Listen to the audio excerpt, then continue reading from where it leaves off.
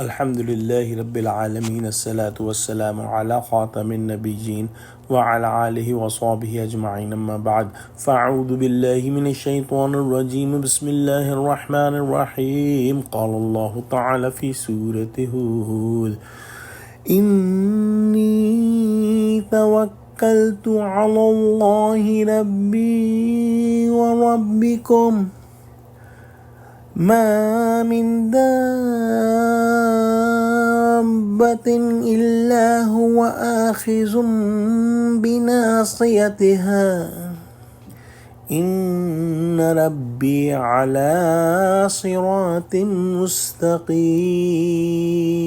ترجمہ: میں خدا پر جو میرا اور تمہارا سب کا پروردگار ہے بھروسہ رکھتا ہوں۔ زمین پر جو چلنے پھرنے والا ہے وہ اس کو چوٹی سے پکڑے ہوئے ہے، بے شک میرا پروردگار سیدھے رستے پر ہے۔ اگلی آیت میں ارشاد ہوا فَإِن تَوَلَّوْا فَقَدْ أَبْلَغْتُكُم مَّا أُرْسِلْتُ بِهِ إِلَيْكُمْ وَيَسْتَخْلِفُ رَبِّي قَوْمًا غَيْرَكُمْ وَلَا تَضُرُّونَهُ شَيْئًا إِنَّ رَبِّي عَلَى كُلِّ شَيْءٍ حَفِيظٌ۔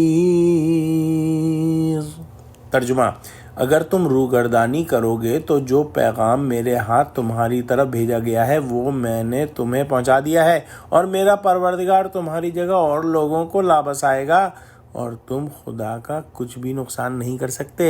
میرا پروردگار تو ہر چیز پر نگہبان ہے۔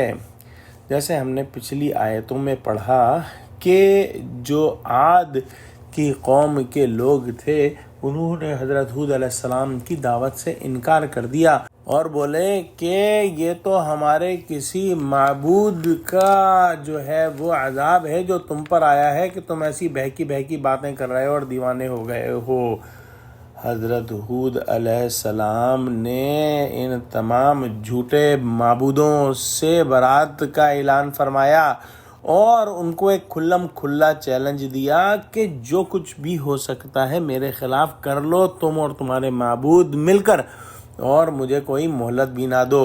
انہوں نے مزید فرمایا کہ جو میرا بھروسہ ہے، میرا بھروسہ تو صرف اور صرف میرے اللہ پر ہے، اور اللہ سبحانہ تعالی کے ہی ہاتھ میں ہر چیز کا ہونا ہے۔ اللہ سبحانہ وتعالی میرا بھی مالک ہے، میرا بھی رب ہے، اور وہی تمہارا بھی مالک اور حاکم ہے۔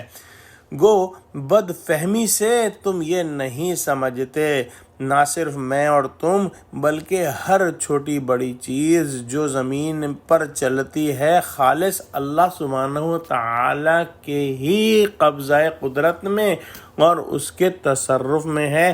گویا ان کے سر کے بال اس کے ہاتھ میں ہیں، جدھر چاہے پکڑ کر کھینچے اور پھیر دے، کسی کی مجال نہیں کہ اس کے قبضہ اختیار سے نکل کر کہیں بھاگ جائے۔ نہ ظالم اس کی گرفت سے چھوٹ سکتے ہیں، نہ سچے اس کی پناہ میں رہ کر رسوا ہو سکتے ہیں۔ بلا شبہ میرا پروردگار عدل و انصاف کی سیدھی راہ پر ہے، اس کے یہاں نہ ظلم ہے نہ بے موقع انعام ہے۔ اپنے بندوں کو نیکی اور خیر کی جو سیدھی راہ اس نے بتلائی ہے، بے شک اسی پر چلنے سے اللہ ملتا ہے، اور اس پر چلنے والوں کی حفاظت کرنے کے لیے وہ خود ہر وقت موجود رہتا ہے۔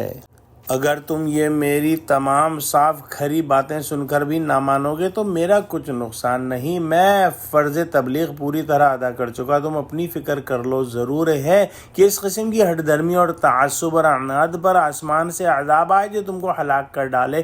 خدا کی زمین تمہاری تباہی سے ویران نہ ہوگی، وہ دوسرے لوگوں کو تمہارے اموال وغیرہ کا وارث بنا دے گا اور تمہارا قصہ ختم کر دینے سے اللہ یا اس کے رسولوں کا کچھ نہیں بگڑتا، وہ تو ہر چیز کا محافظ اور نگہبان ہے، وہ تو ہر قابل حفاظت چیز کی حفاظت اور اس کے سامان کی حفاظت اپنی قدرت کاملہ سے کر دے گا۔ دعا کرتے ہیں کہ اللہ سبحانہ وتعالی ہم کو قرآن کا فہم عطا فرما، آمین۔ وآخر دعوانا الحمدللہ رب العالمین۔ السلام علیکم ورحمۃ اللہ وبرکاتہ۔